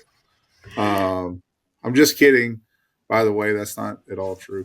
Well, the passive integrated transponder, that is true. We put the pit tag in there. And what that means is that without having to wait for genetics, we can wave a wand over that fish and it will respond and give us the unique number with that tag. And so we can tell exactly that fish is, one that's been in the program before and exactly which one it was and all the great attributes that come with that. So that's what PIT stands for, and that's what a PIT tag is, and that helps us to get those data back faster. So, well, and that's the same thing if you microchip. Yeah, it's similar to what you would do with your pet. Yeah, I didn't even realize you could even do that with fish. So I'm learning. So I had to cut you off, Steve. I'm loving this episode. Right? I'm just learning so many new things about this stuff. This is the point of real biology. All right, carry on, Steve. This is it. No, that's exactly the question I was going to ask you, is if you knew that would happen. That's perfect. No. Now we just need like a max scent that has, like in a tournament when you don't want that fish to fight. Any other circumstance, you want the fish to fight.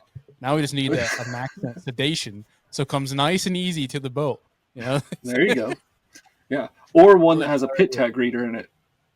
There you go. So you know when you're getting close to one of those big fish. Yeah. Mike, get on I that, have baby. to up the strength of that tag reader. That's the next live skill. There you go. There you go. The pit tag reader.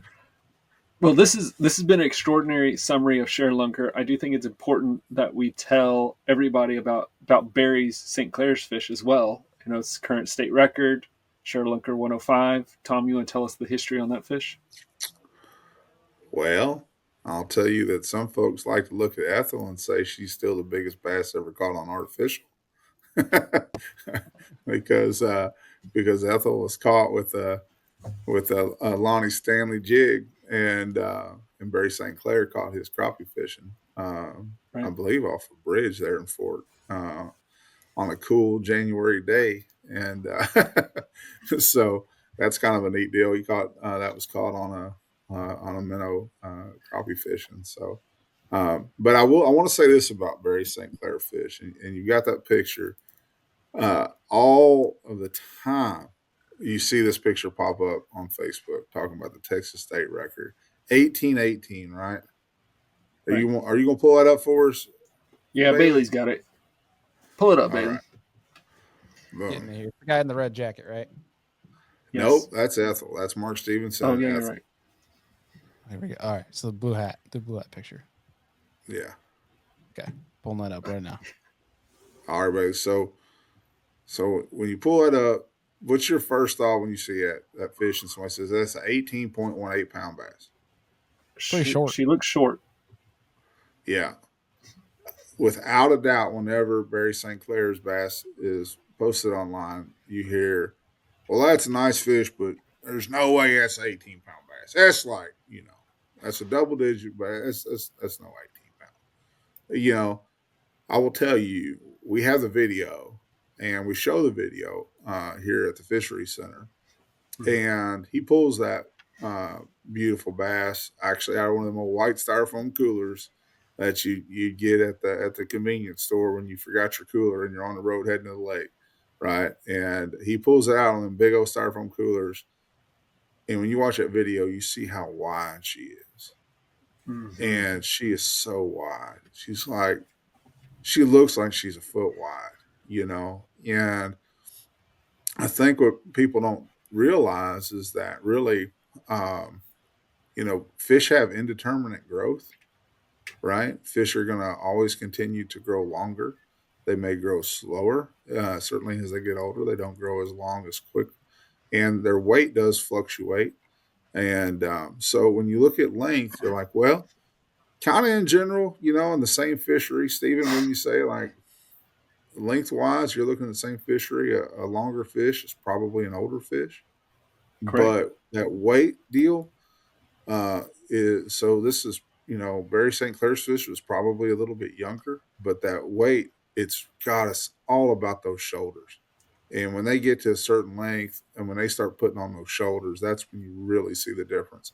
And that fish right there, I don't know what the girth and everything was on it, but when he pulls out that cooler, it looks like it was 10, 12 inches wide, Right. just really wide fish. Yeah, that's a cool So, one. That's a really cool one. And replica of that is also available at TFFC to see. oh yeah, we have all top 10 Sharelunkers on display, replicas of every one of them at TFFC. And we Do you know have offhand how long that was, Tom? I don't. We could probably look it up in the database. I don't know off the top of my head. That's a good question. I should have prepared for that one, Bailey. Should have prepared. What was the question? You're good. It was how long was that fish, if you knew offhand? I'll see if I can pull it up. Here's the cool part about Sharelunker. If you go to the website, Toyota Sharelunker's website, what you're going to find is you can see all these fish. You can search by reservoir, you can search by category type, legacy lunker, but you can look back at the history of all these fish, and you can see the dimensions. You can see what is known about the fish. Yeah. And we'll Yeah, to that point too, just for folks tuning in, is we'll have all the links that we talked about and that link down below in the show description. So if you're listening or you're on YouTube, just go to the description, and everything we're talking about that you can access from Sharelunker standpoint, we'll have there, so you guys can go click and check it out for yourself. Yeah, the fish length is 25 and a half inches long. Yeah, so for an 18-pound fish, that is awful short. The first Sharelunker of the season, Sharelunker 670, was 27 inches long, just for a little bit of comparison. So it is a very short fish for that weight. That's very short. Very cool. If I remember correctly, the New York State largemouth record that was broken this past year here in New York was, I think they said it was 24 and a half, and it was 12 and a half pounds. I'm just like an inch difference and 6 pound difference. I can't imagine how thick she was, to Tom's point. She was a square. Probably a reason he caught her crappie fishing, because she was probably smoking pound and a half crappie. yeah. She was a vacuum machine sitting down there. Yeah, nailed it. It shows that her girth is 24 and a quarter inches around. Oh my! It was. She was almost square. As it was long. Yeah. You had a square bass a couple years ago, didn't we, from OH Ivy? We did. Yeah. Yeah. That's a good 24 one. long and 24 or 23 and a half around. Right. Yeah. Oh, that's a square. I mean, that's bass. what's so cool about all these fun fish. So I got one more fish story that I want to hear. Technically, Texas is the current holder of the world record Florida bass. Tell me about, at one point, Sharelunker had Operation World Record. That is a complete success. It has happened. Tell me about that fish. Well, so there's been some changes there to where Florida bass was named its own species, and our friends at IGFA have created a category for that. And so basically, last year. Just so, I mean, but part of that is you have to prove that it's pure Florida, right? Well, we do all our Right. genetics. And so one of our really tremendous anglers out there, Kyle Hall, he turned in another legacy class lunker last year, and she happened to be pure Florida. And what 15.82, Natalie? Is that about right? 15.82. And she happened to be pure Florida, and happened to be the 37th biggest bass in Texas history. And that's actually Kyle Hall's second biggest bass that he's turned into the program. So it's actually not even that angler's biggest bass. So that fish, the 37th biggest bass in Texas history, is now the world record Florida bass. So that's kind of a neat deal. It's amazing to me that an angler, his biggest fish they've ever caught is not that fish. That was fishing on a reservoir whose lake record is bigger than that fish. Is fishing in a state whose state record is bigger than that fish. Has the world record. That's amazing to me, but it's a great accomplishment because it does still talk to the success of the Sharelunker program. Yeah. And, until 1986, that would have been a state record. Right. As we just talked about, right? So. Right. That's so cool. Yeah. That's when Earl Crawford caught a state record in 1986 on Pinkston, Lake Pinkston. So, right. So, I mean, that would have been a state record, but we've been working hard with your license dollars. Yeah. I'm just looking forward to the YouTube comments that we'll have from the show, that from all the college football fans that say, so you're saying is Texas still owns Florida. We're going to get one. I'm just waiting for that. We'll take it. Oh, we appreciate our friends in Florida very much. And we really appreciate having Florida bass in Texas and the great work that we get to do with them. We'll say that. But we have taken those Florida bass and now have made something totally new that you're all going to love, right, Natalie? Oh, yes. So there's the other art board that you had brought up earlier. So we traditionally stock pure Florida largemouth bass whenever we're doing a stocking in our public reservoirs. And we still stock pure Florida largemouth bass in our reservoirs throughout the state. But now those pure Floridas that we're stocking, we're calling Lone Star bass.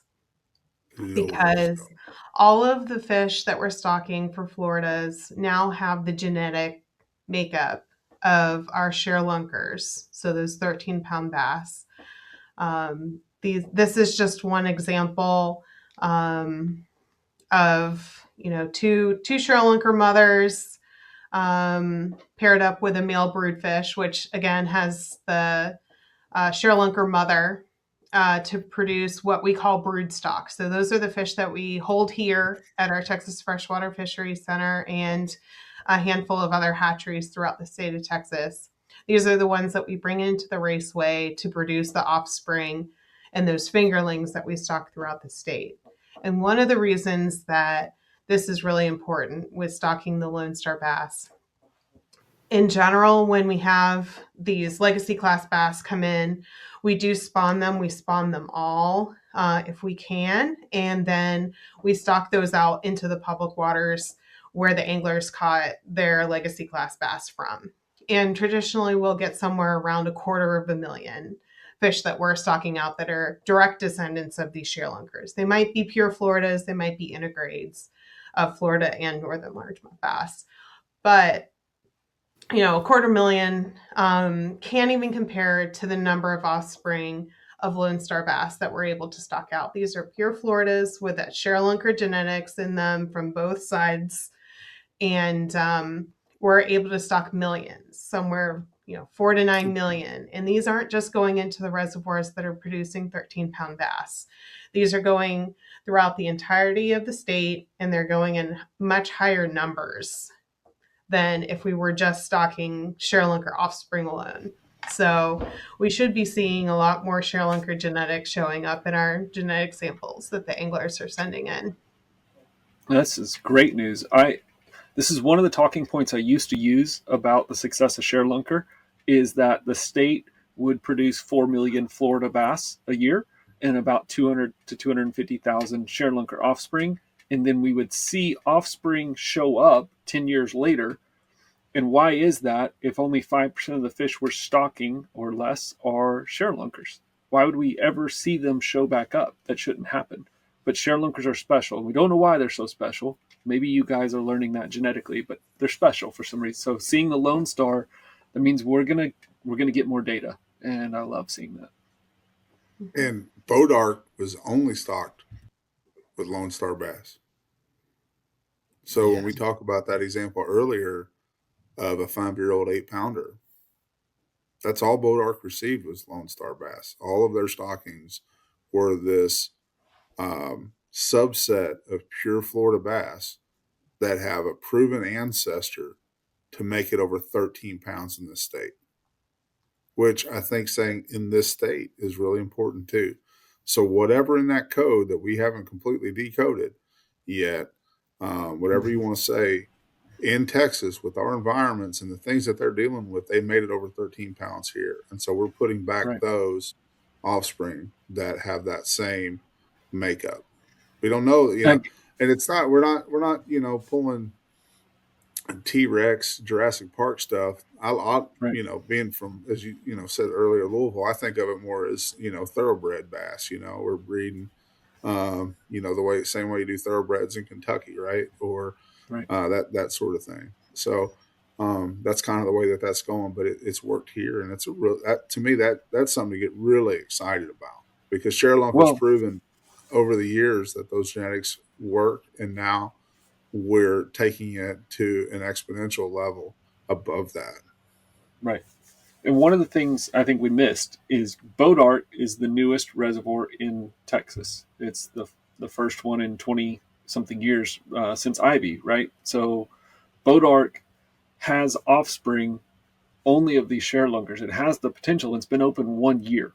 But the offspring were stocked as Bodart was being built. Tom, do you want to explain to us the process of how Bodark was being stocked and what was being done to kind of get it to where the first year the lake record's already 8 pounds?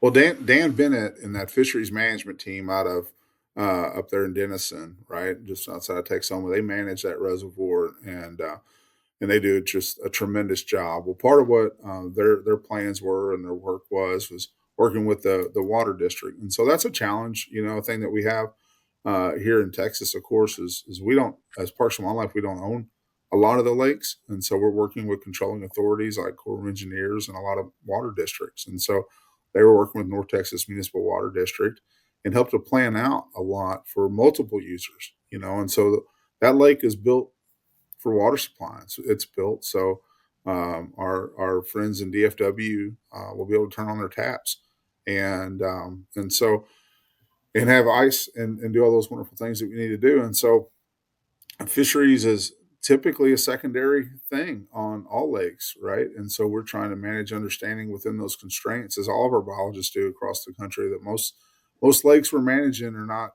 built for fishing. They're built for other things, and we're trying to make great fishing for all the social, recreational, and economic benefits that we get across this country for them. And so Dan was able to take and work with our partners there. And one of the things that they did was all of the waters that were going to be inundated within that basin of that lake, when it filled up, they went and removed the bass. They went and removed fish out of them so that, and then we went and restocked with Lone Star offspring, Lone Star fish, so that those had the chance to be growing as the reservoir was filling and to be taken care of. So when it opened, in 1 year, you had somebody catch an 8-pound bass, that they weren't waiting 5 years, because we were taking all that time as it filled. The other thing that they did was work with them, understanding safety and boat lanes and those sort of things that needed to be done. And that, there are areas that are basically set off that are, were set aside more for fishing. So there was not a lot of clear cutting, and it's a lot of timber, a lot of great timber. And then the areas that had to be, they piled a lot of those up and made just mondo brush piles, right? So they pushed those aside. So and then rock piles and other great things. So that's where a lot of the things that get overlooked in management is why don't Parks and Wildlife or why don't Game and Fish or why don't they just do that? That's because most of the time we don't own those lakes. And so we have to work very well with our partners for their main mission, whether that be water supply or flood control or what have you, and work within the constraints of why that lake was built in the first place to try and make it. So that's a whole nother, part of the chess game that we're playing as biologists all across this country. And I'd say that Dan Bennett and his team up there in Denison did a fantastic job working with our partners and our partners to buying in and understanding the value and benefits that come with the recreational use of a reservoir as well. And so my hats off to all of them to come together and do that to make great fishery there. So going forward on new fisheries in Texas, will that be the standard then? Is stocking with Lone Star, or for any stocking? Is it using Lone Star bass? Yeah, not just new fisheries. There's every Florida bass that we produce is a Lone Star bass. Every Florida bass that we produce moving forward, and has been since 21, every one of those are going to be the creme de la creme of Florida's, thanks to the Sharelunker program. Awesome. Yeah, and based on what Natalie said, 2031 we should see quite a bit more Sharelunkers. It takes 10 years to get to 13, so we'll see if it works. Can you bring any up to New York? That's my question. I think it's much easier to bring your booty down here to Texas. That works. Do you know the cool thing you talk about, Stephen, about in 2031? What is, the great thing about fishing has been said is that it's a perpetual opportunities for hope, right? And the practice of hope and positive thinking, right? That something good's going to happen. And yeah, that's the same thing in fisheries management too. We're always planning and doing all these things, and it's really nice, when they come together. Well, speaking of planning, we are planning something all together, and I keep telling the world this is going to happen and that it's a big deal, and it's going to happen in the state of Texas, which I think is great. But this August, we'll be doing Black Bass 2025, and it's a scientific meeting. It happens every 25 years. We're going to host it in Texas, and the three of us have been on the planning committee. I don't care who goes first, but let's tell the world a little bit about what Black Bass 2025 is and the history of that summit. Well, I'm going to kick it off by saying that Black Bass 2025 is the 50th anniversary of the first meeting on Black Bass, yes, but it's going to occur as a part of the 155th annual meeting of the American Fisheries Society, the largest and oldest society of professional fisheries scientists anywhere in the world. And to put in perspective, actually the second president of the American Fisheries Society was Robert Roosevelt, who was Teddy Roosevelt's uncle, the one that really introduced and him to the outdoors and instilled that love for fish and wildlife and conservation into President Roosevelt. And so that kind of puts in perspective how long the American Fisheries Society has been around, and they have chosen Texas to host their annual meeting this year in San Antonio in August, which is just always wonderful weather to be inside. And so we're going to be down there and enjoying that. And this is going to be another even bigger, better meeting because it's going to include the Black Bass 2025. So that is where all the scientists, the last 2 times that they've done this, then what we're going to be doing this go around is, as you guys know, is the point is to really get all the best science and available management and data and folks together to really discuss where we've come in the last 25 years and where we're going in the next 25 around all of our black bass species. And, what can we, and it's always about what can we do together? What can we do and learn from each other, and how can we pool our resources to make a bigger, better difference, right? So, yeah. I think it's a good intro. Natalie, I mean, I can keep talking, but there's like 2 more of you here. No, you're great. So Natalie will be part of the symposia, and I'm sure you'll be presenting on Sharelunker. You'll be talking about how to raise trophy bass and giving an update on that. You could also be part of, we have a section called Nexus, which is kind of connecting everyone together. And I assume that Toyota and Sharelunker would be a huge part of that. So do you want to talk about any of the sessions or symposia or anything? Yeah, the Nexus is kind of similar to what the Sharelunker program is founded on. It's bringing all of the folks that are doing the science, like Texas Parks and Wildlife, and bringing in the anglers that, I mean, our program wouldn't be a success without the support of the anglers. We wouldn't have any of these fish that we bring back to the hatcheries if the anglers didn't trust Texas Parks and Wildlife and be willing to share their catch with us. And it's because they see that what we're doing is working. And then it's also the support of our industry partners. They help promote and incentivize folks to participate in our program. But those are the three groups that we're trying to bring together in this Nexus, and it's going to bring, you know, the science, the industry, and the anglers all together, and talk about, you know, what we're doing, what we need to be doing, and where we need to be going to try to make a better product overall. And the thing is, we can't do any of it without each other's help. So that's going to be something that our Toyota Sharelunker program is going to be taking a big part in this year. That's great. Yeah, that's great. So when we look at Black Bass 2025, you will have the history of management of black bass species, the conservation of black bass species, because it's not just about Florida bass and growing them as big as possible. You will have kind of the challenges that are coming and looking forward into the future, and then you'll have the Nexus.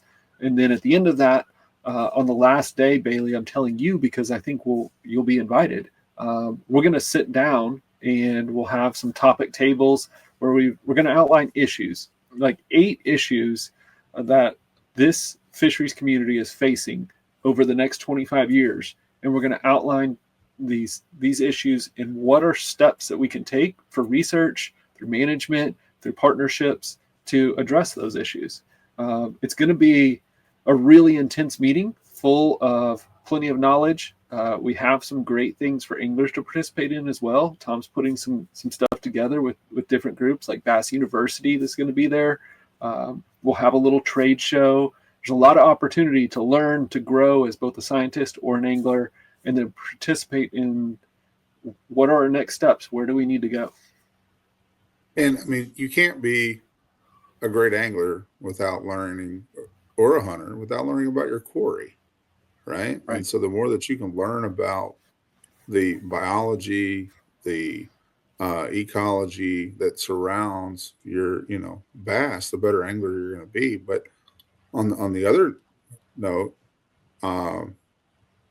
we don't get to be on the water as much as anglers do. Biologists don't really get to be on the water as much as anglers do because we work for wonderful governments that have lots of regulations and paperwork for us to do.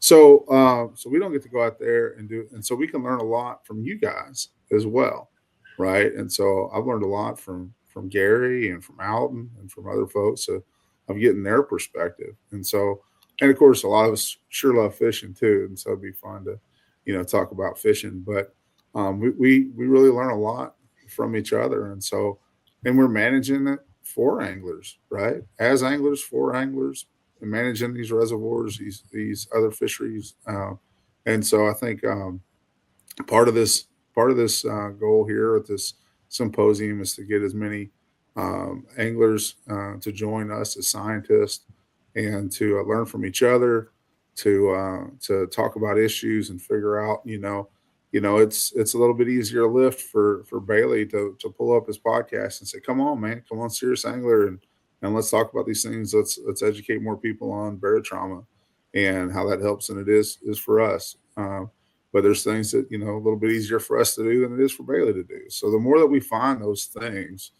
as a community, as a country, as a people, where we love and care about something like our bass and like our other fisheries resources, and we find ways that we can work together to leverage which each of us brings to the table, the better it's all going to be. And so that's a lot of what we're trying to do there, So come sit down at the summit and let's figure out what's breaking our back that's an easy lift for you, and vice versa, so we can all get down the road better, and further. Love that. Perfect summary. Yeah. All right, Bailey. What did we miss? What do you need to know as an angler? You got these two in front of you. I think I don't know if I've learned as much in an episode than I did in this one in a long time. I always learn a nugget or two, but I think I'm on like, if you could see my notes on my other screen that I've taken from you guys out of this episode, it might be a little obnoxious, but it's incredible the things you guys are doing and all the things that are going on. And I think, you mentioned it in an email, Tom, where I don't think we have a week-long podcast that we could do for an episode like this in the ground that we could cover. So look, with that said, looking forward to future episodes and looking forward to Black Bass 2025 and just being a sponge for that. And obviously from our standpoint, hopefully we can help echo the information, the knowledge you guys have. But I think, and I'd be curious, and it's okay if you don't have this in front of you, but I guess with 600 plus Sharelunkers, I kind of be curious if there's a one or two techniques that seem to reign supreme amongst catching a Sharelunker. If you guys even have that kind of data, whether it's a jig or it could be very vague in category, but kind of curious on if you do have something like that. We do. So it's an optional field when you're entering a Sharelunker into our program. Anglers have a choice whether or not they want to disclose that information. They also have information about, do I go to Main Lake? Do I go to a point, or do I go, further back into the creek? What water clarity is. They don't have to answer these questions. But a lot of folks that are willing to share what they're fishing with here, it's a Texas rig. Dang. That's okay, so what they're fishing catching Texas rig in Texas. Got it. 8 pounders on or better. It's Texas rig. There's a lot of jigs. There's a lot of swim baits and that too. So if the Texas rig isn't working, there's a handful of other things that have caught a lot of Sharelunkers too. I love that you mentioned the optional part in there, because it's the funniest thing about our community, where it's many industries, it's all out there. Like they'll disclose everything they learn, whereas ours is, I'm sure you're into many anglers that they're going to tell you a lick of anything. They probably got everything put away in the boat too, when they bring in a Sharelunker, and I can tell you, well, I caught it in the lake with a hook. That's about it. As far as in the water. I have to tell you what lake I caught it from. Yes. Yes, you do. I guess to second that, if you have it, is there like a more like a popular month, like a month or two that has the most Sharelunkers to it throughout the calendar year? Yeah, it's this time of year is when most of our 8 pound and better fish are getting caught. March, April. That's kind of our March. And of course, we only collect the fish January, February, and March now. And so if you look at the history of the program, it started as a year-round program. That's why Ethel was caught in November. But it was a year-round program. But because of the water temperature piece and hauling, and you get a fish in April and she's already spawned out. So what do? You don't keep her. Do you take her back, or you hold her for a whole year when she's already a great grandma? And geriatric. So that has been whittled down from a year to 6 months to now 3 months. So January, February, March is our prime time for collecting them. But, really March and April, you're going to get some great fish and as well. But that's why we collect them. But we collect data year round. So as Natalie said, we take data year round, but we collect them for spawn in January, February, March. And so outside that couple month window is when you guys will lean on the method of anglers collecting scales. Is that correct? Anytime. We want scales anytime, but we collect them to breed them January, February, and March. But send us data anytime, as long as it's legit. And if it's not, our committee of biologists will call you out on it and you'll get denied. But that's awesome. Well, last thing I have is more on the fun side. And Tom, you mentioned Jurassic Park earlier in the show, and I guess would you have to label Fork then the Jurassic Park of Texas if you had to put it on one lake in the state? Well, I'll prefer to continue to call her Mother Fork. This is Mother Mother Fork. Fork. She's the mother of all Like that. lakes. So enjoy your kayak and hold on when that beauty takes you for a ride out there. You talking about the timber or the fish? I'm talking about you when you catch your big old bass. She's going to take you for a ride in your kayak here in March. I'm trying to give you good vibes here, Bailey. Trying to help a guy out here, get him all excited, give him some good vibes. He comes out here, fishes in the kayak. So just hold on because she's going to take you for a ride. I'm excited. Well, Steve, you got anything else for Natalie Nope, and Tom? I think this is perfect. I can't thank you both enough for joining us on this episode. I hope you both know how much I appreciate you and your friendship and mentorship and the collaborations we have. I look forward to more episodes with you because we just scratched the surface, really. You're both so dynamic and have so many things to offer the Real Biology podcast. You'll be back on, and we just appreciate everything you're doing. As Bailey said, from the state, we thank you. From the nation, we thank you for your leadership, and we look forward to more conversations. Thank you. Thank you all for having us. I want to say one last thing, if you don't mind. Yes. If you enjoyed this podcast, pick up the phone and call your biologist and learn about your local lakes, right? And we're very proud of what we do in Texas, but I've yet to meet a biologist working for any state agency that wasn't dedicated and truly cared about their fisheries resources too. So call them up, talk to them, invite them out to your clubs, have them give presentations and tell them what's going on at the lake and get feedback, So if you enjoy this, yeah, you should make good friends with your biologists. You ought to enjoy talking to them too. And they'll learn from you and you'll learn from them, and we'll all be better down the road. So thank you all. Love it. All right, folks, that is going to do it for today's Real Biology segment here at Serious Angler, but that is just for the main show. Of course, we mentioned on the first go round of the Real Biology that we're going to cap off every episode with the Lake Hotline. And as we mentioned in the introduction, that is your questions that you submit here to the show for either Steve or our guests to answer. And so, Steve, one great episode with Natalie and Tom. I cannot rave enough of the information that they helped share there. And this is what you guys have going, you and your team, and obviously with what's coming with the Black Bass 2025, I'm ecstatic for future shows, but also the information that these people are going to get. So it's anything you got to recap today's show before we get into Lake Hotline? I mean, the truth, Bailey, is if you enjoyed this show, you're going to love this podcast because Tom and Natalie are two individuals that are doing a phenomenal job in their positions with the state of Texas Parks and Wildlife. But I know hundreds of biologists that have similar stories, similar passion, working hard for their states. And I'm going to introduce you to all of them. Yeah, I'm excited to, and I know we've talked about this at length in the first episode with Gary, just about all the good that we think it can come from doing this show. And it's getting me so excited for just obviously the next episode and the next episode. But dude, like thinking about 2 years from now, one where this podcast can be at, and then the potential for what we can do with it, all the good we can do with it, whether it's raising money for a certain foundation or agency, whatever that may be. I mean, and also to highlighting the people behind the scenes that deserve the credit, more than they already get. I think it's, I'm really excited for that. And so I can't. Well, if we as anglers want our fisheries to be better, we have to open up some sort of line of communication with the scientists that are doing the research and making the decisions. And you can do that through a formal process where you give public comment, you do those things when a regulation is proposed. But before that, if you want to be part of the conservation, you want to be part of the sampling, you want to be part of the missions on the ground, you have to know these people.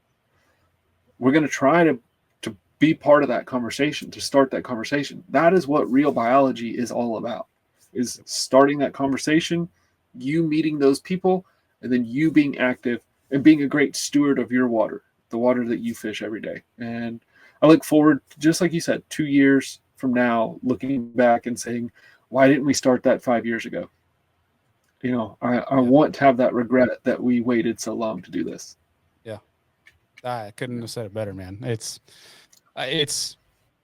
the proof will be in the pudding when we a couple of years from now. And I'm looking forward to the especially the conversations that we can have and the people like Tom and Natalie. It's looking forward to getting them on the show again. But man, Lake Hotline.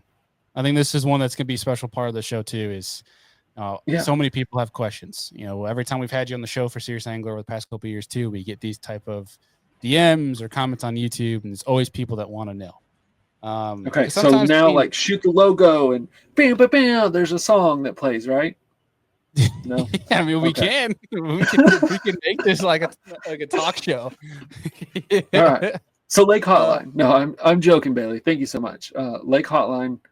Yeah. I want any question at all. It doesn't matter. It could be pond management.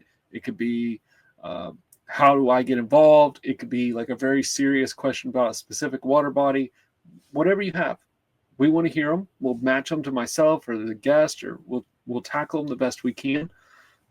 There's a world where I have to match them to somebody who wasn't a guest, and we'll have a video of some random, but this is the perfect person to answer the question person. But Lake Hotline, did we get a submission this week? We did. We have one here from awesome. Jake Finland. Jake Finland. All right.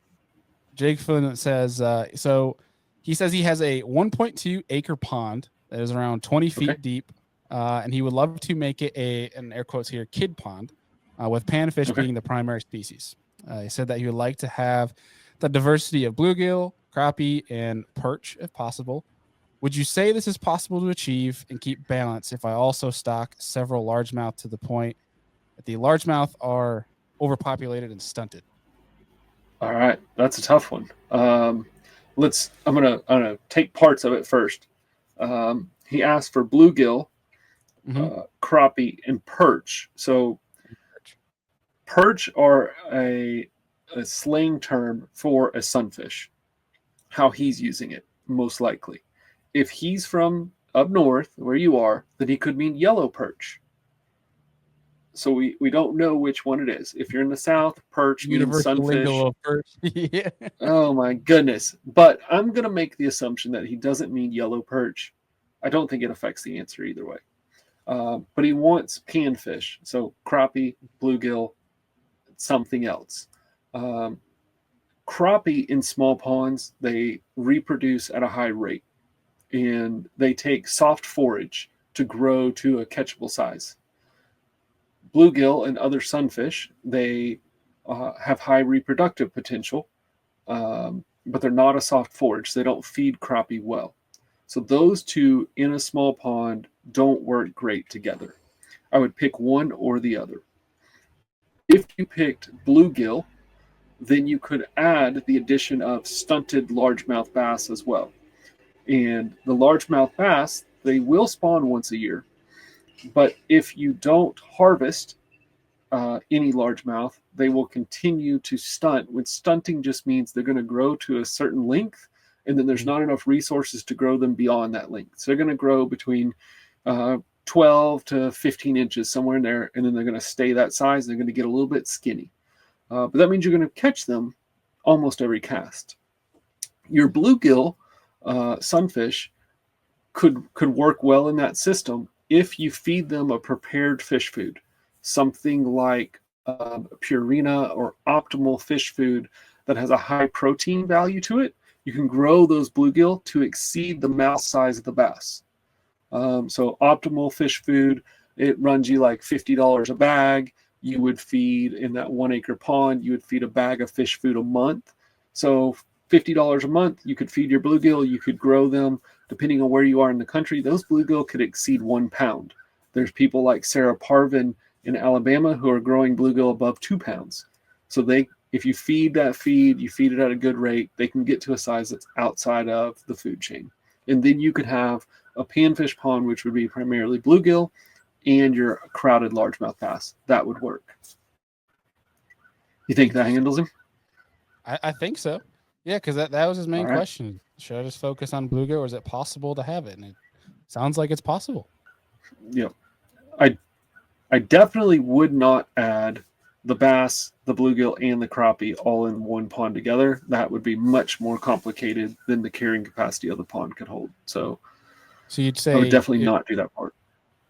So bluegill and stunted bass, stick to that, because it sounds like his primary is bluegill here. So if his focus is bluegill with stunted bass, bluegill and stunted bass are great.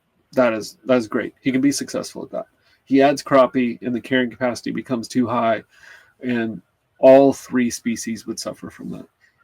So could you do crappie and bass, and then like you would bluegill or bass? You just can't do. Okay, so you couldn't do crappie and bass alone. Yeah, if you did the crappie and the crappie needs soft forage like minnows and shad, and the bass will consume those at too high of a rate. So you can't. Both of those wouldn't do well. We're talking about a 1 acre pond. It's fairly small, and it has a carrying capacity of several hundred pounds of fish, not thousands of pounds.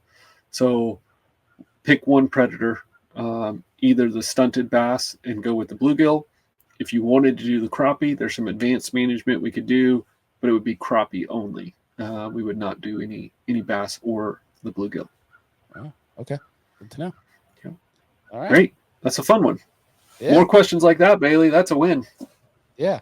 Folks, so you guys, obviously our first edition here of Lake Hotline here at the Real Biology segment. So if you guys have that kind of stuff, again, DM Steve, reach out to the Serious Angler on socials. They have our email as well in the show descriptions. Just reach out, whatever form is easiest for you guys, and you can have your questions submitted here on the show. But man, this was awesome episode, a big one, and I'm looking forward to the next edition here of Real Biology and seeing what else you got in store for us, Steve. Absolutely. Well, I really enjoyed it. I'll see everybody in the comments, I'm sure. Email if you have a question. We love the Lake Hotline section because we get to talk directly to the things that you think are important. If we see some of those Lake Hotline questions that need a full episode, I promise I'll find the right person for a full episode. Heck yeah. Last thing I'll say for folks, if you're not already, obviously, as always, we asked to follow us on social media. Make sure you guys follow Steve as well. All right. I have Steve's social media down there as well. Make sure you guys give Steve a follow on social media. He's a fun guy. He needs more friends, and so you go give him a follow. We're trying to build his following here. But are we trying to build my following? Trying. We are. Okay. We understand. Well, that was news to me, everybody. That's news to me. Yeah. All jokes aside, appreciate you, Steve. This was fun, man. And folks, Bailey. you guys are all amazing. We'll see you on the next one.